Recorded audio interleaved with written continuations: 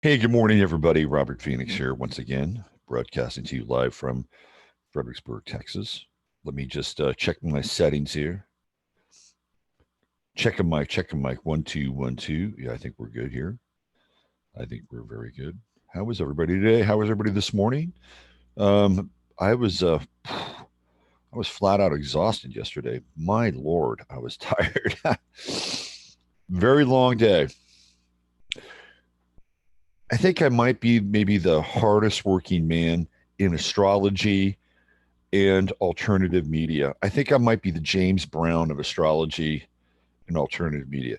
Now, to give you a kind of an idea of my schedule, I get up every day prior to the show.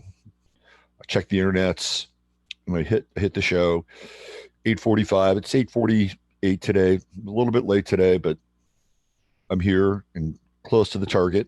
And then yesterday I did two readings, one a 2 hour reading, one a 1 hour reading. And then after that, Emily and I cut a new Matrix Mash last night. You're going to want to watch it. It's quite good. So that's just a day for me. And then today I've got the show. I've got two more readings, actually three more readings today. So I continue to be engaged and busy on many, many different fronts. And it's like, you know what? Just lay it all out there, man. This is the time. You just got to lay it all out there. And I'm getting as much mileage out of this incarnation as I fucking possibly can. That is my philosophy, my theory right now. Oh man, we got a guest today. We got a guest to today's show. You want to be up here? Let's go. Come on, you can do this. There he is. All right, the jazz man. The jazz man is in the house. Yeah, feeling a little chipper right there. All right, Jazzy. Yeah, we haven't done whiskers in a while, have we, on the show? Can we do some whiskers? Here we go. Here we go. Yeah. One more time. Here we go. Jasper loves the whiskers. Yeah, yes, he does. Rosie was a little stand in last night, I think, for the MASH, if I'm not mistaken. That'll be up today over on the off planet side of things. And yeah, it was good. I have one more sip of my coffee. Here we go. Damn good coffee. Damn good. Hey, let's check in with CL, see what's going on in China. Okay, we got JW. Hey, JW. There's Joan. There's Judy. Mojo Mama. There's my man, Kevin. What's happening, Kev? Ready. How are you? Hey, there's Chris and Steve, the Crimmies. Funkiest astrologer, too. I don't know, man. I know some pretty funky astrologers. Ra the Cosmo physician, is a pretty funky astrologer right there. Let's see. There's Ian. What's going on, Ian? There's my girl Christine. What's happening, Christine Genevieve? All the way from the ATL. There's Brian Harris. Hey, Brian. Good to see you. Nice to see you in chat, Brian. There's Luann and Beverly Wise. Beverly Wise. She's the wise contingency in our chat room. There's Lynn, all the way from down under. More shut down. Taxis only 3 days a week. Yes, Lynn down in Panama, of course. Let's see. Who do we have here? Natasha. Hey, Natasha. Art with Joe. Big Bridget. Double B in the house. What's going on? And Michelle Taylor. Hey, Michelle. Nice to see you. Michelle and I go way back. Way back. She has the cutest little boy, but I don't think he's that little anymore, if I'm not mistaken. Remember the first picture she showed me of her son. He's like in a suit and everything. I'm like, wow, man, this kid's got it going on. What else? Anybody else here in the house? I think we're all kind of present and counted for. He's 11 now. All right. Good deal. Hope he's doing okay, Michelle. You're quite a sporty little gentleman on your hands there. Well, so where are we today? Wasted away again in Coronaville. Bum, bum. I have some new theories. Of course, every day there's a new theory, and so let me talk about the new theory as we do this slow creep towards national socialism, which is coming. This is where everything is going. And if you're not paying attention, if you're not getting the message, then you are anesthetized. You're psychologically, intellectually, emotionally, and spiritually anesthetized. And I'm not sure what we can do for you at this point. Just not sure. So let's go over this. Let's go over the timeline, just kind of where we are with everything. As the so-called coronavirus, now, by the way, they're no longer calling it COVID-19. They're calling it the coronavirus. Now, corona is a pretty widespread terminology. Corona is essentially the common cold, right? It's a common cold. If you look on the Lysol products, it kills coronavirus or on contact. Wish I bought stock in Lysol. A lot of things wish I bought stock in. But I don't know. I never. When I was a kid, I was in the stock market. When I was a kid, I was around 12 years old, 13, 11, 12, 13. I was following the stock market every single day.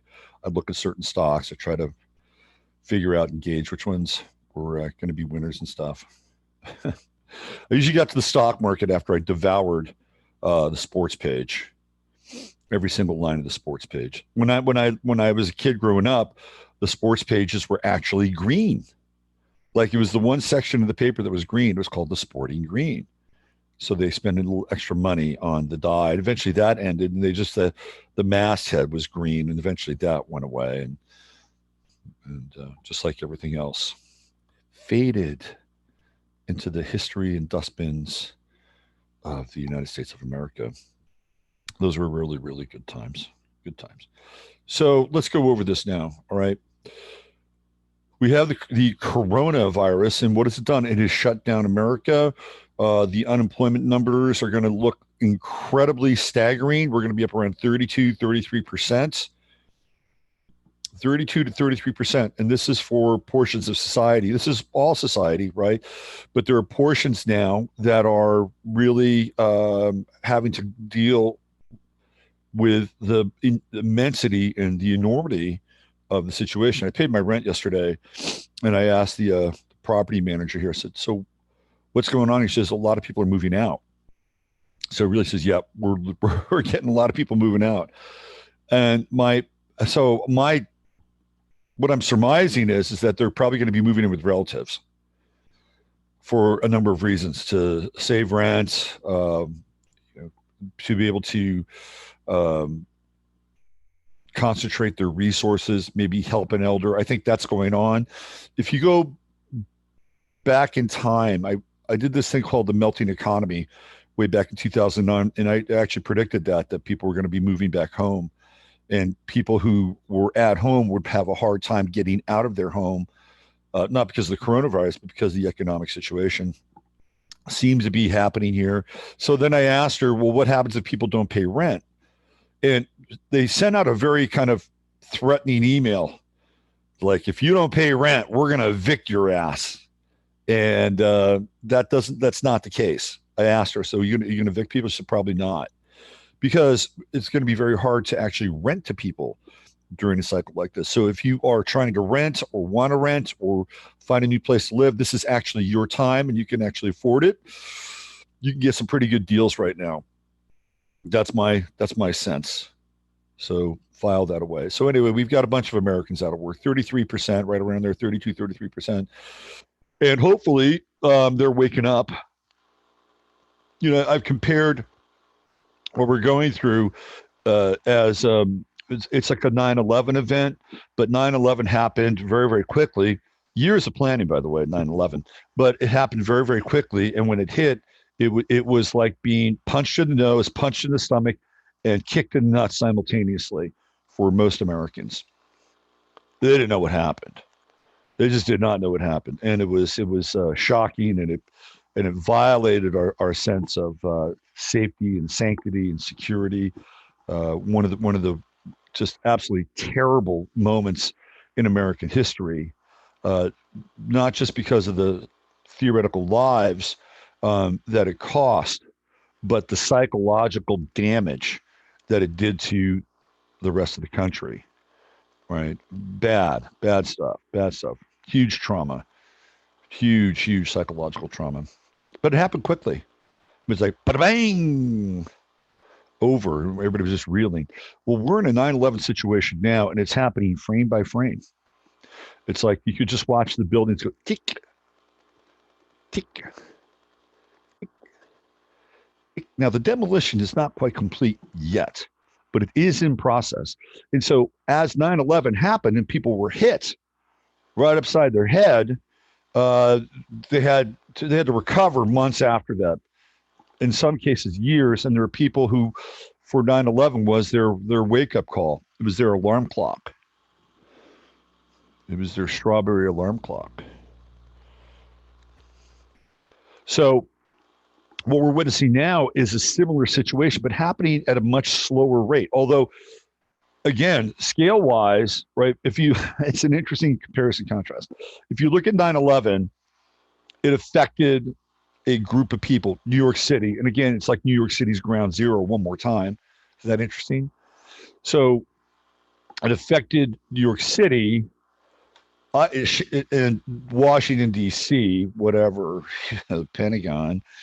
And then there was the dump site in Shanksville, Pennsylvania, which is the most ridiculous, absolutely ridiculous um, chapter in 9/11 history. So there's a big hole in the ground with a bunch of debris. Oh, okay. Oh, yeah, smoldering debris. Right, exactly. But now people woke up from that. But now we're seeing this thing happen in slow motion, frame by frame by frame.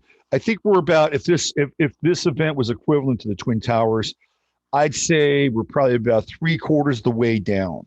We got a quarter of the second tower, or maybe the first tower, because the second tower will be the absolute decimation of the current system.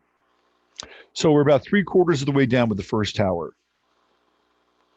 And when that happens, right, when that happens, people, more people will be awake, because that's what's happening. People are waking up in real time now, not after the fact. Now, is it going to be enough to so-called turn the tide of what's happening? I don't know. But conscious awareness and wakefulness is a much better position than being completely comatose and asleep. Although maybe comatose and asleep has its own kind of built-in privileges and built-in advantages. Hall and Oates once did a song called "No Brain, No Pain," and the refrain was, "Don't try to rise above it; it's better below." You can make a case for that. The ignorance is bliss thing. Oh yeah, it's all great, it's all good. Gimple the fool. So what we've seen now is we've seen basically the shutdown of most of the Western world. Although Sweden has decided they're going to take a different tack, and Belarus, you gotta love Belarus. They're like saying, "Fuck you, we're playing hockey, okay? We're playing football, we're playing soccer. Get your coronavirus out of here." My joke now, if you look at the word Belarus, right, the USA is buried in Belarus because there was USA in Belarus. You just have to go find it. So we're seeing the cratering of the economy. And what do we have? We have the stimulus package, right? Stimulus package. And what that's done is it's given an incredible amount of power to the Treasury, even over the Fed. And we talked about this, and I've outlined this to a great extent. So as a result, now, as a result, the United States government, the Treasury, is going to be involved in business. They're going to be doing business deals. And again, if you understand The Art of the Deal by Donald Trump, The idea is to throw a hand grenade in the middle of the room and see who reacts and then pick them off one by one. So the coronavirus is a wet dream for Trump and the art of the deal because it has created maximum chaos. And when there's maximum chaos, people take advantage of that. So now the government has inserted itself, the Treasury has inserted itself. When I say the Fed, I'm not talking about the Federal Reserve, I'm talking about the federal government. So let's just go Fed for the government and Federal Reserve for the Federal Reserve. That they've inserted themselves now, and they can start making deals. Steve Mnuchin, Wilbur Ross, men that are rolling up their sleeves. They're cutting on the phone with Warren Buffett. Let's make this happen. Let's do this. Let's do that. Bah, bah, bah, bah, bah, bah, bah, bah. So we see this now. Okay. Now, yesterday I talked about the WPA and the New Deal and the New Green Deal. And of course, that's going to be in their playbook as well. And that's how they're going to get Americans to get back to work. Ultimately, building the green prisons that will become both their resting place and enslavement place. So now we're going to get to the third level of this thing, and it has to do with the hospitals. So if you're following along at home, there's no sporting events now, so you may as well follow along at home with the Corona Games. So what's happening now with the hospitals, and the videos are clear that there is nothing going on in the hospitals. Like there isn't shit happening there. Everything's empty. Everything is empty. Emergency rooms are empty. Lobbies are empty. There's nothing happening. Nothing. It is cricket city in the hospitals. So what's happening now is that most hospitals, not all hospitals, most hospitals are having to cut back on the hours of nurses. That's right. Because, well, how would you like your nothing burger? Rare, medium rare, well done? Because the nothing burger is being served up. That's what they have most days on the menu at hospitals across the country, the nothing burger. So if that's the case, and there's no elective surgeries, and this is where hospitals really make their money, they make their money with elective surgeries. If that's the case and there's no elective surgeries happening, hospitals are bleeding cash. They're bleeding cash. What's going to happen to the hospitals a month from now? 2 months from now? Because obviously it's going to go through April and it's going to go through May. And now Mark Cuban, and this is interesting because I thought Cuban, who is an insider, I mean, let's be honest about this. Mark Cuban is an insider. He's not a lucky guy. If you know anything about Mark Cuban made his vast fortune and wealth because he started something called broadcast.com with his buddies from the University of Indiana, because that's where he went to college. And what they did is they set up a thing where they could listen to U of I games while they were, all over the country doing their thing. So they basically set up a BBS, which is what it was at the time, and to stream the games over the internet. And they said, well, let's just go all the way, man. Let's start streaming MLB games. Let's stream everything. So for a brief period of time, broadcast.com had an entree into all these games. This is before Major League Baseball and the NBA and the NHL got hip to licensing and rights. So Yahoo was looking for more and more properties, and they bought broadcast.com for an absurd amount of money. I mean, absurd. And Cuban became rich pretty much overnight. And with that money, he wound up buying the Dallas Mavericks. I think it's not all his money, but I do believe he's a majority owner in the Mavericks. So I thought that he, and of course, all those rights kicked in with MLB and NHL and NFL and NBA, and broadcast.com was irrelevant. It was totally irrelevant. Yahoo would have had to negotiate the rights with all those entities, and those entities were not about to give up the rights because they wanted to set up their own versions of broadcast.com that you would have to buy into and subscribe to. To this day, that's what's happened. So Cuban made billions of dollars out of essentially nothing. That's kind of the American story in a lot of ways. So I thought when he was talking about the NBA going to be back on track by June, like, okay, here's an insider and he's letting the cat out of the bag. Well, he's singing a different tune now, a very different tune now. And he's talking about America 1.0 versus America 2.0. Now he's gotten the memo. Mark Cuban has gotten the memo that America 1.0 over, it was like the fourth quarter of an NBA game. 3, 2, 1, and the whistle blows, except they blew the whistle in the third quarter instead of the fourth quarter. So he knows now. So what is he's talking about? Oh, we may not get back till June. So we're talking now April 30th, May, June, 3 months, 3 months out. Now, if the hospitals are going to be in this state, in this condition 3 months out from now, do you think they're going to make it? They're going to weather the storm? The answer to that is no, they're not.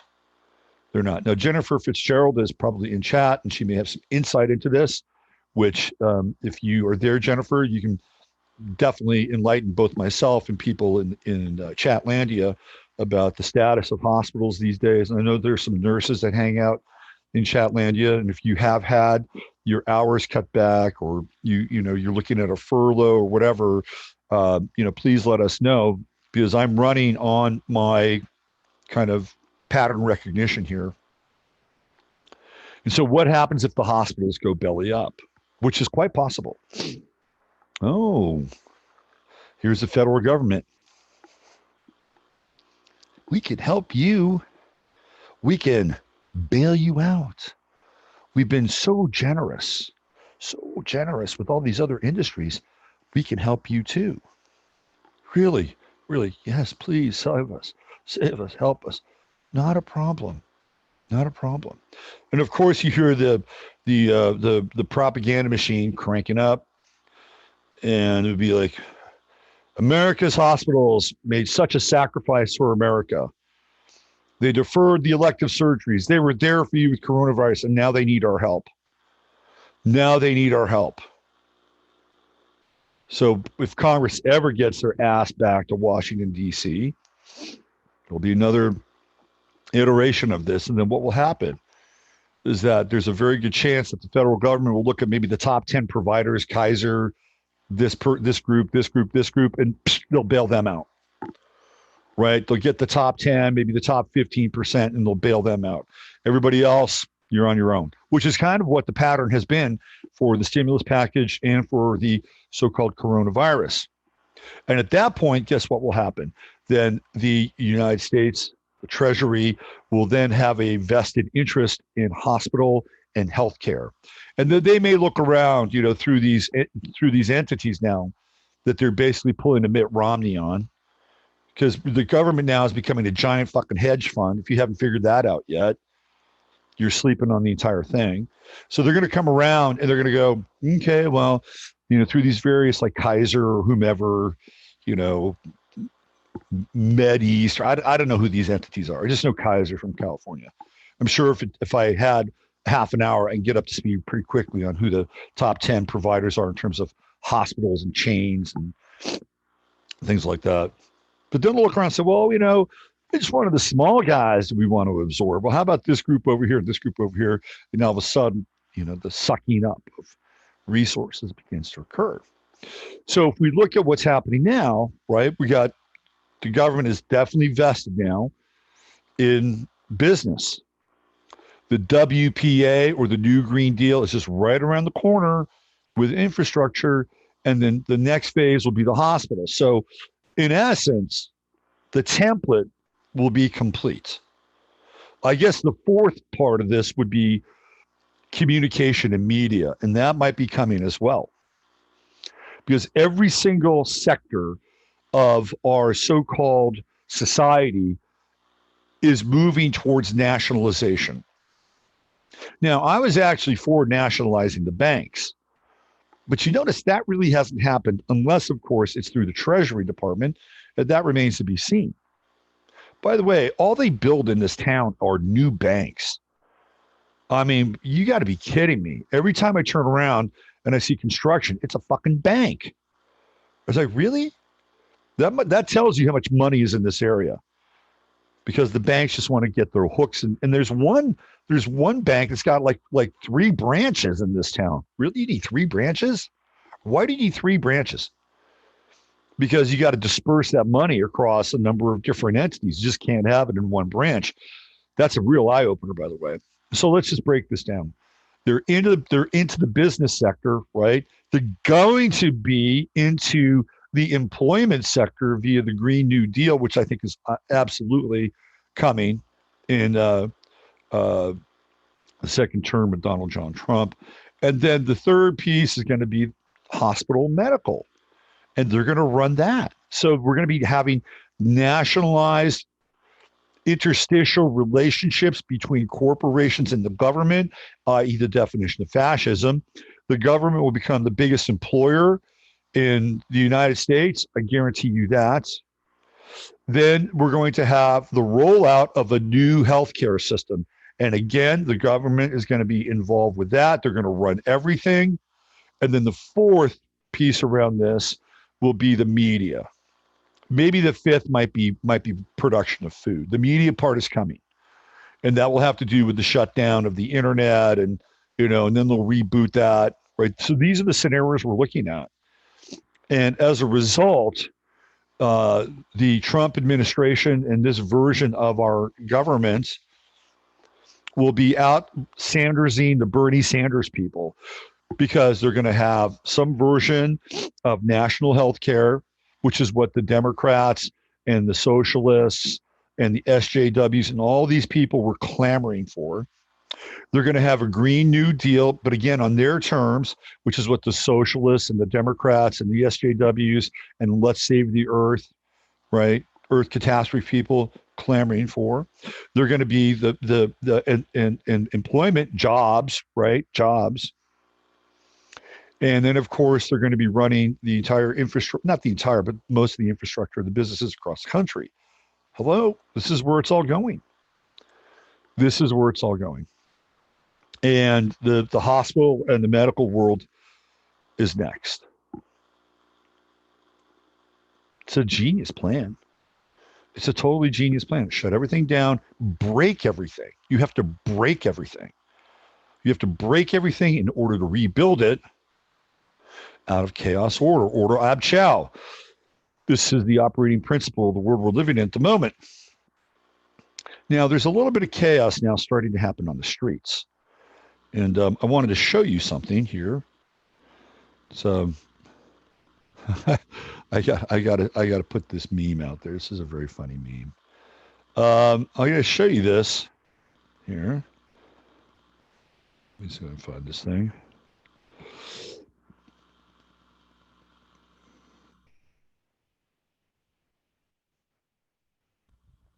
Let me do this. Hold on. Here it is. Bravo! I got something to work. All right, hold on. I just have to wait till it clicks. All right, so we're starting to see now the beginnings of social disorder. Now, granted, it is kind of a minor event here, but I want to show it to you. This is in South Central, aka Compton, aka Boys in the Hood, right? So this is officers disperse birthday party crowd amid COVID-19 pandemic. So in South Central, they're doing this thing. Hold on, I got to, give me one sec. I got to hit the little share computer sound box. All right, and let me go back to, oh, hold on, stop. Let me do this one more time. My apologies. My apologies, y'all. All right, here we go. Check this out.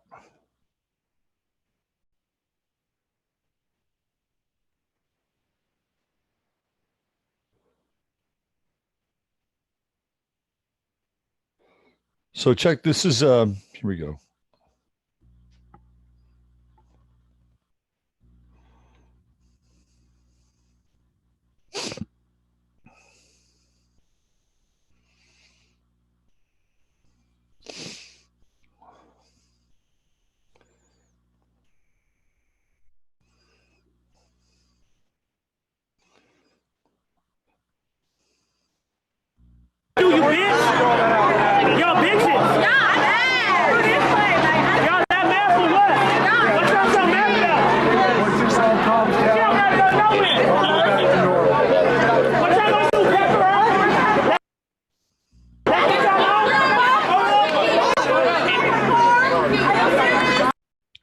run this back a bit.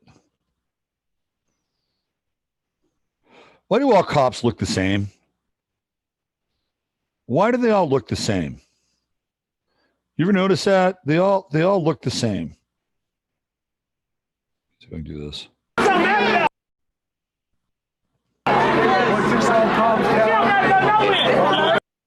Well, this guy shouldn't be a cop.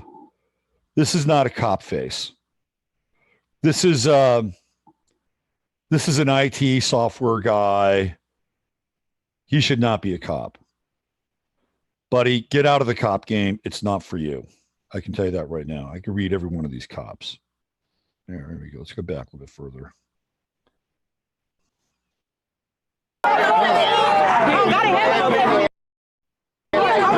Stay back. I mean, look, they all look the same. You got, the Ray-Bans, the crew cuts. They've got stock in steroid companies.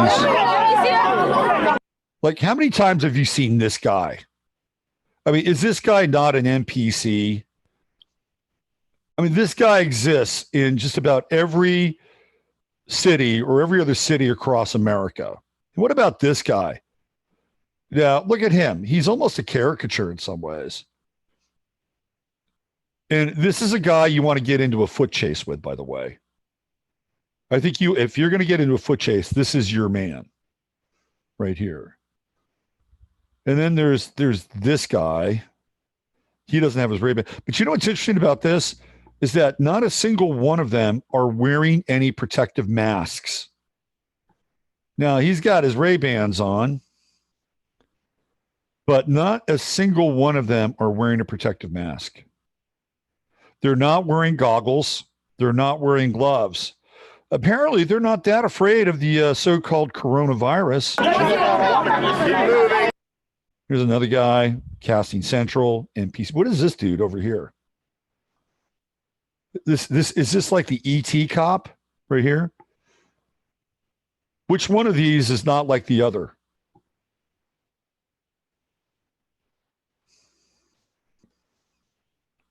Let's play a little bit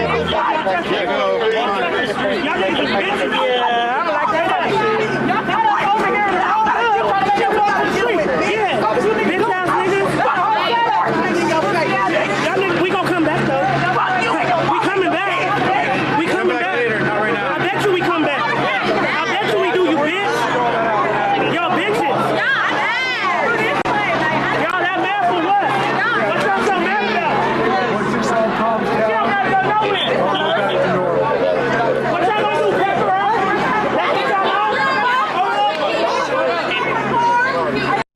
Here's another guy. Why is this guy a cop? Why is this dude a cop? And he's over here. He's like, I don't want any part of this shit. I'm just going to be over here. I want no part of this stuff. This guy's just itching for something to happen. You could just tell. He's itching. He's just itching for something to happen. And of course, the weapon of choice, the Glock. The Glock has been replaced by the pink cell phone. This is interesting on a number of different levels because they, we're starting to see now people getting a bit restless around this whole thing, right? But the thing that I found really interesting is that they're not even protected. Like the so-called coronavirus is supposed to be so bad, that our men in blue, our women in blue are risking life and limb to disperse a birthday party.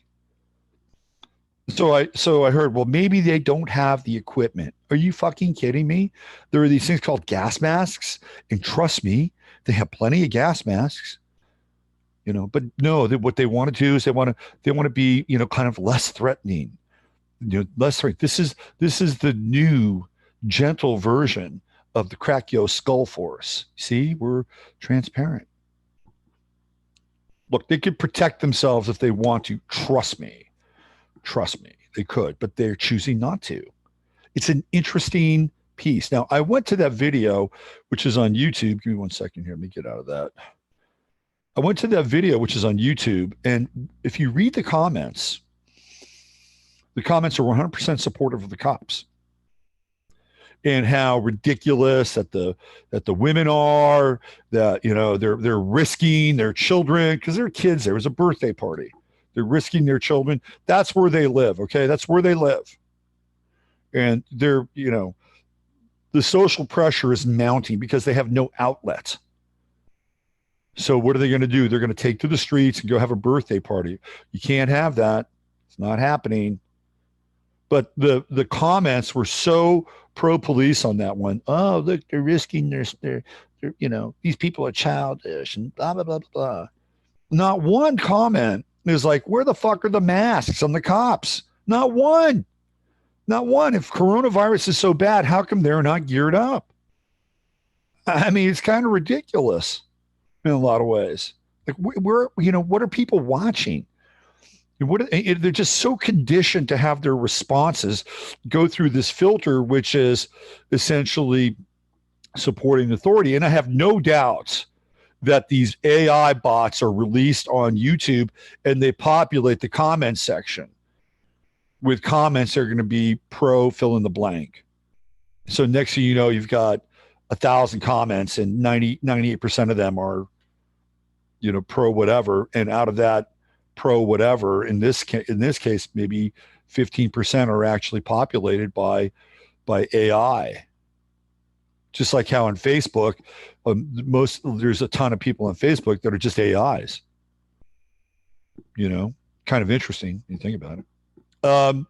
So I wanted to show you that video because number one, it represents sort of the decay, the orbital decay of the social fabric and the social structure, and B, just how unequipped the police force is. Well, when they can cry, well, we don't have the right protection. We don't have the right. I should actually call that. I should call that police force. That'd be a good thing to do. Where's my phone? Do it real time. Maybe I'll do it tomorrow. I don't want to break the rhythm and the continuity of the show. Why are people asking these questions? Why? It's a good question. Another question I've been asking about the so-called coronavirus is just the outright and blatant, and I mean blatant, lockdown of our ability to recreate. I talked about how they're taking down basketball hoops and closing skate parks and all those things that theoretically will just be absolute breeding grounds for this terrible 21st century bubonic plague. So I thought about this for a moment. And then I said to myself, well, gee, I think I came about it last night when I was talking with Emily. It's like, let's do a little roll call here. Well, they're not doing abortions. PP has been shut down. That is an elective surgery, unless, of course, it's an emergency and life-threatening. These things do happen, by the way. Somebody is having ectopic pregnancy and it's gone bad, or, there could be sepsis and all that stuff. So those things are actually quite real. And there are emergency procedures that actually are put together and they're there for that. Right? I don't have a problem with that. People's lives are in danger. You've got to, pardon my term, evacuate the premises when that happens. It's true, it does happen. But they're not happening just because you don't want to be pregnant. That's shut down. Let's talk about elective surgeries in the transgender world. They're not happening. Vice magazine just did a story on this very same topic and very same subject, that coronavirus essentially discriminates against the trans community because they cannot have their elective surgery. And they are elective. They're not emergencies at all. So if you look at who's involved in those industries, and they're industries, by the way, their economies, their economy and their industry has been essentially shut down. And of course, I've talked about this in the past with the trans economy, and one of the leading families in the trans economy is the Pritzker family from Illinois, where J.B. Pritzker is the governor of Illinois. Was her name Penny Pritzker? Was there? And this is all the Hyatt House family, right? If I'm not mistaken. Like these are the people. It's the hotel chain. I believe it's the Hyatt House. It's not the Hilton. That's a different family. That's the Hilton family. Paris Hilton. Those people. So J.B. Pritzker, Penny Pritzker, and of course Jennifer Pritzker, who used to be a dude, who's now a she. This is a family that's been heavily, heavily, heavily vested and invested in the trans economy. Everything from research and development to lobbying to the actual production of products, hormones, everything that you need to go from soup to nuts, or I guess from nuts to soup, depending upon how you want to define nuts. That they're invested in that. They've been investing. And guess what? That's shut down. So we have that shut down, and then we have the abortion clinics shut down. So do you think there are a bunch of people that are pissed off? Of course there are. Of course there are. The governors, the mayors, the people that are invested, in these economies, and of course the underground application of these economies. And it's not just taking the money from the abortions; it's what they do with the fetal cells and all the other stuff that goes along with that.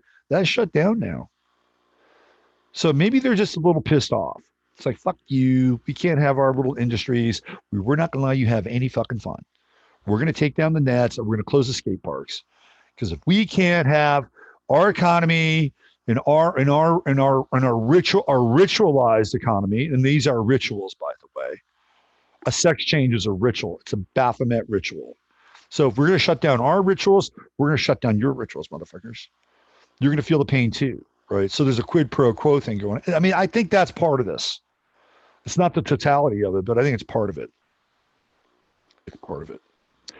Now, some of the good news that's coming out of what's going on is there's apparently a new breakthrough, perhaps, in the quote unquote fighting of the coronavirus. It's a kind of a very interesting it's a very, very interesting development. It's a very interesting development. And it has to do with the fact that they have found a cure for potentially the coronavirus that is also related to, guess what? Erectile dysfunction. Now think about that for a second. That there's a cure for coronavirus that is connected to erectile dysfunction. Isn't that interesting? So let me give you the actual name of this thing. So okay, let me just do this now. This is really an interesting breakthrough.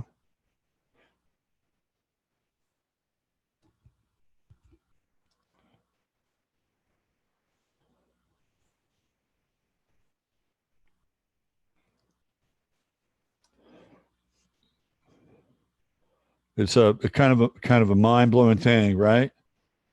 What's it called here? It's what is it?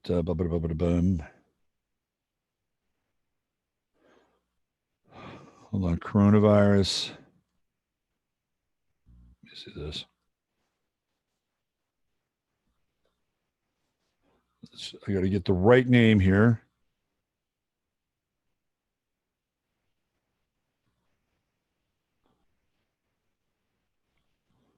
Oh man.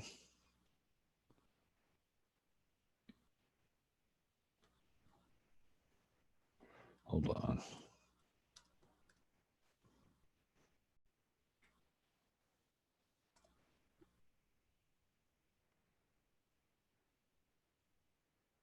There it is, right here. All right.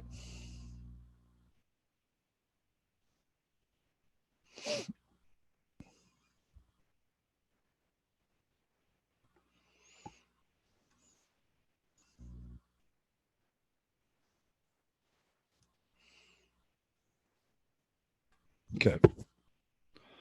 Give me 1 second. I've almost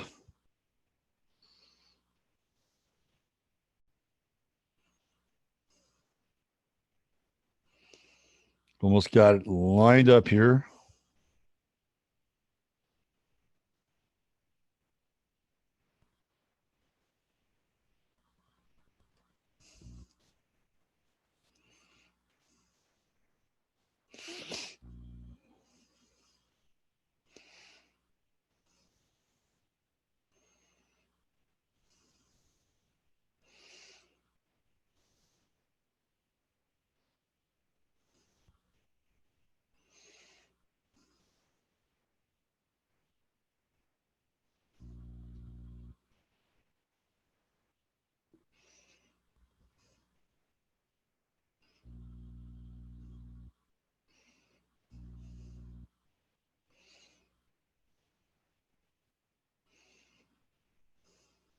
Oh, the internet, man, it's just become this swamp, this absolute swamp.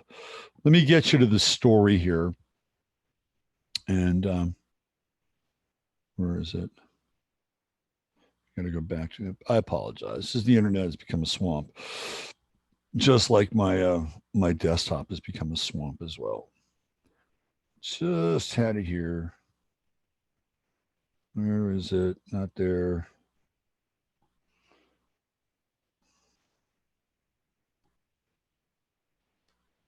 Here it is. All right. We're back on track. We're back in track. And so I'll show you the actual story. Thank you for your patience. I do appreciate it. Here it is. An erectile dysfunction drug might improve critical corona cases. The FDA approved a coronavirus trial of a drug that's used to treat erectile dysfunction, among other things.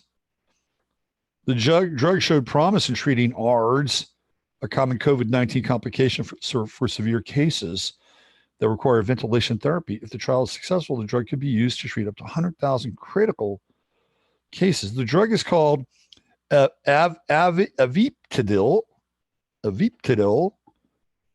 and VIP. So if you're looking for that on the New York Stock Exchange, you want to find your Aviptidil manufacturers. The drug is supposed to be used to stop the acute respiratory distress syndrome, ARDS, that develops in severe COVID-19 cases. Very interesting stuff, right? Therefore, VIP, that's a great name for it. VIP. Like, you're a very important fucking person if you get this. Because not only can you beat the coronavirus if you're a man, but you could have a hard-on on demand. Right? So you're not, you're breathing and you're circulating at the same time, right? You're breathing and circulating right at the same time. So, there is probably going to be a rush to find this cure, and not only to find the cure or produce the cure, but actually to get the cure as well. I could just see queues of men lining up to, I've got the coronavirus. I got the corona. Yeah. I also have a date tonight. But I promise I'll practice social distancing. I promise that. But can I get that VIP drug? What a crazy fucking world we're living in. Crazy, crazy, crazy, crazy, crazy, crazy times. Crazy. Crazy. All right, let me get into Chatlandia. Let's see where you guys are at, because I've been kind of offloading a little bit here today. So let's see where you guys are at. Let's see. What do we have? Can you imagine all the salutes? Let's see. Check in with your Zoom. Sounds good. Good, good, good, good, good. Thank you, thank you, thank you, thank you, thank you. This really going to affect nurses the most? Yes, I believe so. I really think, Joe says, really think we should have a Chat can Zoom meet up. Ooh, there we go. Yes, I like that. Uncle Glenn, Russia just delivered a plane load of supplies to the U.S. Got my doomsday outfit ready. Mike, you got your gas mask too? You got your gas mask, Michael? How are your claymores? How you set up on the claymores? Let's see. What if we all just wear pool floaties to keep our proper distance? See the movie Young Frankenstein for greater details. On this day, Woodrow Wilson asked Congress to declare war with Germany. World War I began. Nice call, Michelle. Uncle Glenn says, I've also read where improperly trained med techs have actually blown people's lungs up with ventilators. Oh, right. Because hard dicks are crucial in the pandemic, particularly in the midst of social distancing. Exactly. Exactly. I just posted Gil Scott Heron's Revolution from my TBT this morning. That's from Genevieve. David comes in and says, America can't understand Russia is for Russia. Americans need to step up and own their own stuff. No constantly blame someone else. Grub, I agree with David on that. Absolutely, 100%. 11. Oh, so here we go. This is Michael. He's geared up. He's got 11 by 14 front and back plate carrier, 6 by side armor, ballistic helmet, level 3A soft armor on the knees, thigh, sidearms, and a SIG 226 main rifle, Rock Island Armory, AR-10 on my back, Remington 870 smoke. Michael, you are just a one-man wrecking crew. I want to thank whoever suggested to us the gift to watch. Can't get the chat from yesterday. We were at Göbekli Tepe in 2015, so it's perfect. Genevieve says, P.S. Ever notice how the Gmail logo resembles the Masonic apron? Of course. They all have their Masonic. So we want to do a Chatlandia Zoom. Is that right? Okay, we could do that. We could do that. When do we want to do it?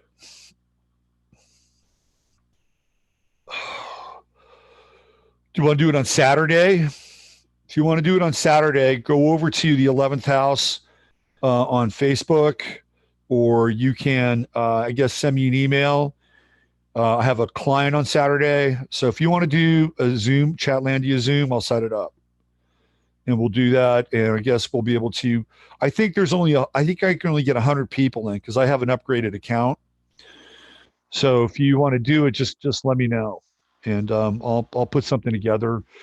Just go over to the 11th house on Facebook. I'll take the temperature and I'll set it up. And I'll put the link in to, I'll put the link in, I think, if I can. Maybe I'll do tomorrow sometime during the show, or after Hope Easton performs. I'll put it out there, and I'll figure out a time to do that.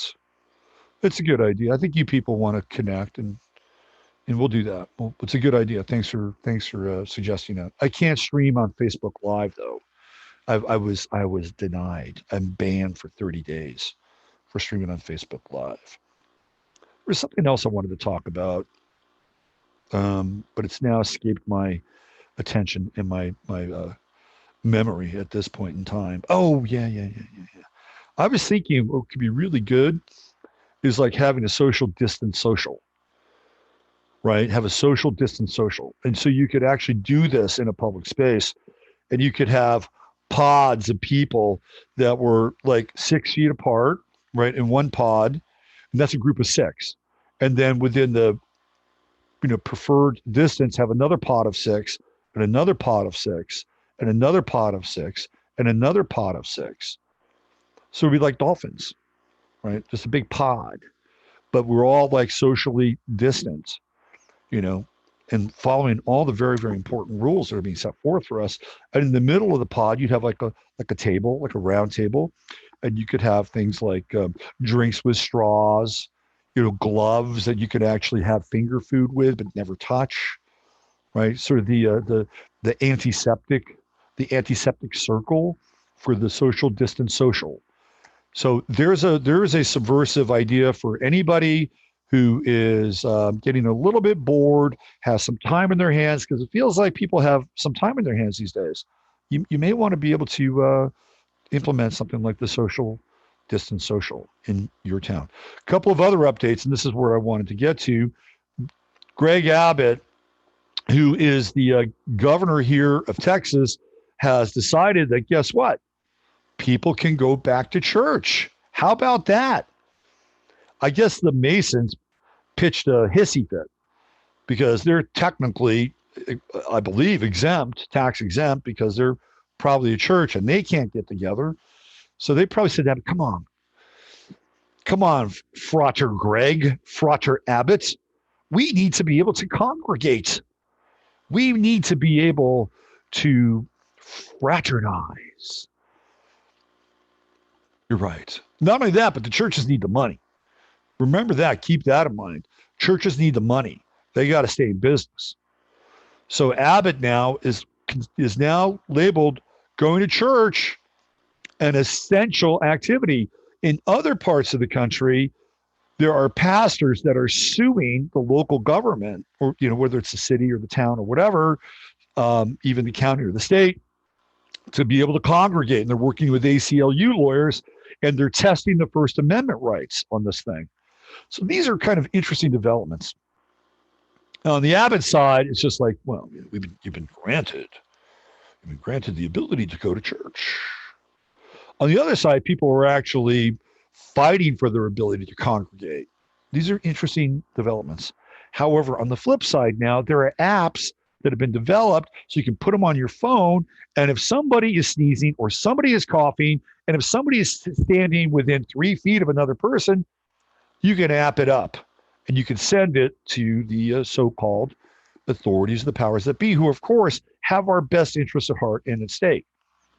And what they'll do is all of a sudden,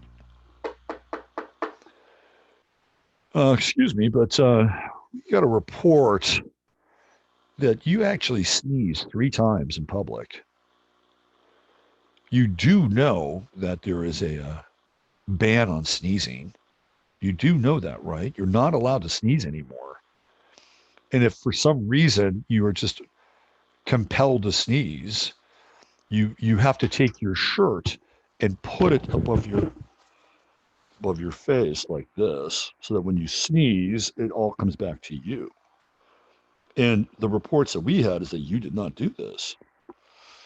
So I'm afraid that we're going to have to take drastic measures here.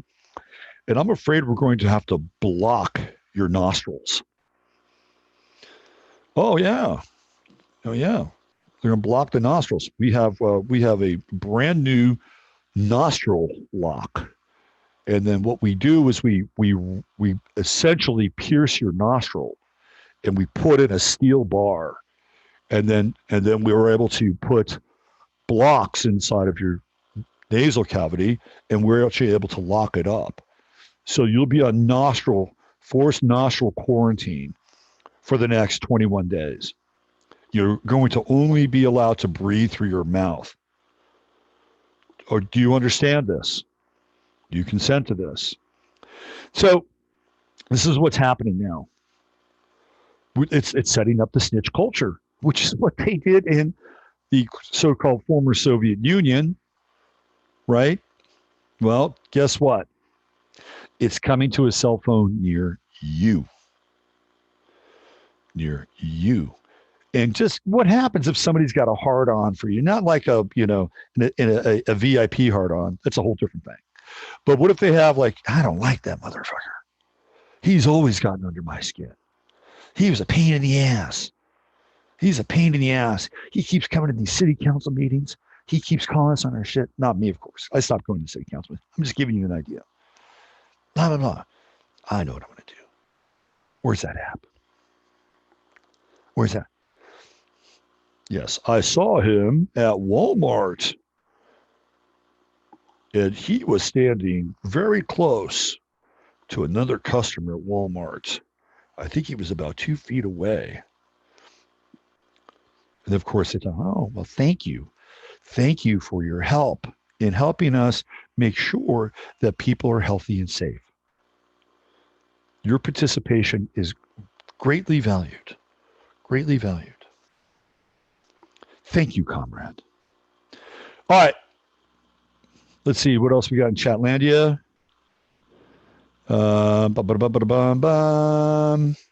CCP, social credit system coming. Yes, indeed. As I'm telling you, the zombies are a liability now. Snitches, every one of them, absolutely. You got to know who is on your team now. Okay, this is like, whoa. I mean, empathy, compassion, and sympathy are fine, but you don't want to throw it before swine. Trust me on this. You got to figure out who's on your team or not. Really, you got to figure that out. Talk about social distancing. You got to start to socially distance yourself from people who are technically somebody who might, pull up the app, which is another thing, right? So in public, it's going to be, I think, kind of important to be sort of undercover in a lot of ways. That's what I think. Low profile. Unfortunately, I burned my low profile card a long time ago. That went away years ago. So I know there's no sense of me turning back and going to find a cave somewhere, unless of course it's a Comet Atlas 5 times the size of Jupiter incoming, in which case I probably will go scramble to a cave nearest me, possibly. Who knows? Maybe I'll just go. Okay, let's go. Let's just get the thing over with. I'll try to get as close to the impact zone of the comet as possible. At that point, I'm done. I always like to leave the show on a positive note, on a very positive note. I get to work out a little of my cynicism and angst here and try to make you laugh a little bit along the way. And I hope I did that today. Hope you got a few chuckles along the way. What does it all come back to, and what does it all come down to? It comes down to endurance. Endurance. We're in the marathon of our species right now. We're in the marathon of history. Each and every one of us is a long distance runner at this point in time. And in order to be a long distance runner, you have to build up to be able to run long distances, physically, and in this case, emotionally, mentally, and spiritually. This is not a sprint. We're not going to be sprinting towards liberation. We're in this for the long haul and the long run. And to be able to wrap your head around that is, I think, one of the first steps towards spiritual survival and spiritual liberation. That's very, very, very important. State of mind. I've been talking about state of mind for a very long time now. If you have the right mind state, you're going to be able to get through many different things. How do you develop the right mind state? You're able to look ahead and see what's coming at you. Have you ever been in a car accident where you saw the accident coming at you? Have you ever done that? Have you ever seen it? Been a part of it? What do? Well, you brace yourself for impact. You have to have a mindset in some ways. You brace yourself for impact. Or if you see the accident coming, you avert the accident. That can happen if you have the right mindset. I'll never forget it. I'll never forget this moment. I know I've told you guys about it. If you're new to the show, I'll share a story with you. And I'll probably end it on this story because I think it has some merit. So I was living in Austin, and I was living in this apartment complex, pretty nice apartment complex, actually. Great pool. Love the pool. Incredible pool. And now I look back in that pool, I'm like, my God, I mean, that was like, Club freaking Med. We got a pool here, but there's nothing like that. Okay. And we can't even go to the pool now. That's closed down, by the way. So I'm living in Austin's apartment complex on 71, and they built this structure across the apartment complex. And it was this big structure. It was like a building. I'm like, what are they doing over here? What is this thing? And it looked kind of like, I thought, well, maybe this is one of these medical buildings, because they just pop up like fungus all over the place now, medical buildings. But it looked maybe more like a school. I wasn't quite sure what it was. Kind of a brownstone-y, sort of Adobe, slightly brown Adobe Mexican style Texas sort of building. I'm like, what is this thing? Well, it turns out that thing is a mosque. Like, they built a mosque right across the street from my apartment complex. So, and again, I'm not dissing the mosque, whatever. It just is what it is, right? So Highway 71 or 71 as they call it, they don't say highway here. They just say 71 or 290 or Mopac or 35. In California, we call it the 101, right? The 101 or Highway 101, Highway 101. That's how we say Highway 101. Highway 17. Here it's just, you just use the numbers, nomenclature. So 71 goes 2 lanes this way and 2 lanes this way. And then there's this thing in the center, which you can get in and make turns. So I'm headed in the center because there's oncoming traffic and my kid is with me. And I'm trying to merge onto 71 going east into Austin. And then out of the mosque comes these 2 minivans. One of the minivans goes all the way through the big center thing and then takes off. The other, as I'm getting ready to merge, because this is not, and I'm getting up to speed, right? I think I'm hitting about maybe 35 at this point, getting close to 40 as I get to merge onto the highway going this way. The other minivan pulls out right in front of me in the center areas, and just in the beginning. And all of a sudden, like, you got to be kidding me. And my mindset was at that time quite alert, by the way. I had my kid with me. So all of a sudden, I've got a 5-speed. So I put the clutch in, I downshift, and I crank my wheel to the left to avoid this guy. And I got probably within, I don't know, maybe 10 feet of his vehicle. And I could see him.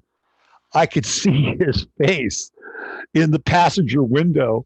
And I'll never forget that face. It was a look of both revulsion and utter fear. It was like this guy was summoning like terror and rage simultaneously.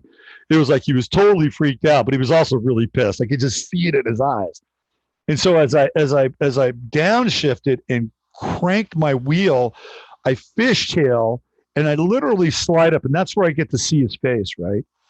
And then what happens is my truck overcorrects, and I start heading into oncoming traffic coming at me. And at that point, again, I slammed down to another gear. I think at this point, I went from 4th to 3rd to 2nd. And then as this car is coming towards me, right in my lane, I let up on the clutch, I hit the gas, and I swerve back in, and I go forward. Right, it's like I totally avert this accident. So bizarre.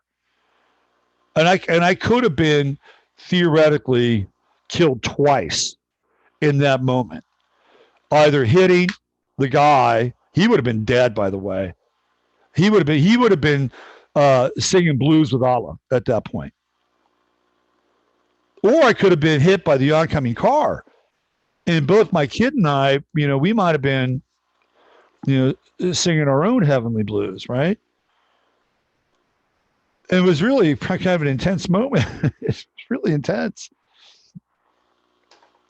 And so after it all happened, my kid looks over at me and says, "Fuck, that was like the Matrix." So mindset is important. This goes back to what Stefan Verstappen was talking about on Friday. If you got anything out of that talk, it's about mindset. And so we have to have a mindset. Ladies and gentlemen, boys and girls, Chatlanders, we're in a war. We're in a war. Like, this is a war in our consciousness. This is a war on our sensibility. It's a war on our humanity. It's a war on our spirits. So we're in a war. You better just wrap your head around that. And it's a mindset game at this point. And look, there are times in war where things are actually, you can find, there are moments in war where you can have repose and you can look around and go, well, this is interesting. There are some good things coming out of this time. Don't get me wrong. People are coming online. People are becoming aware. People are having their God genes switched on. It's easy now to see the separation of the worlds become very clear and focused with us. You know who's on your team and who's not on your team. You better be damn right clear about that.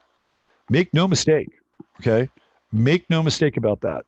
Those mistakes can be very costly, very, very costly. Do not let sentimentality get in the way of anything at this point in time, but do not let it impact your humanity to the point where you just become a cynical psychopath. We're walking a very fine line with this thing. But you have to understand that. You have to have that kind of mindset.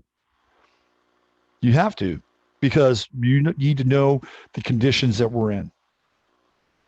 And when you have that mindset, you can be prepared. You can be prepared for just about anything. And that's the type of spiritual training we should all be engaged in all the time, right? Because it has amplification and ramifications on how we live our lives. It's not living your life out of fear. It's not. But a sense of vigilance is what we should all be living with anyway. You know, sense of vigilance. And treat people accordingly, respectfully, until you understand that that's not how they're treating you or how they're going to treat you. In which case you have to make decisions at that point.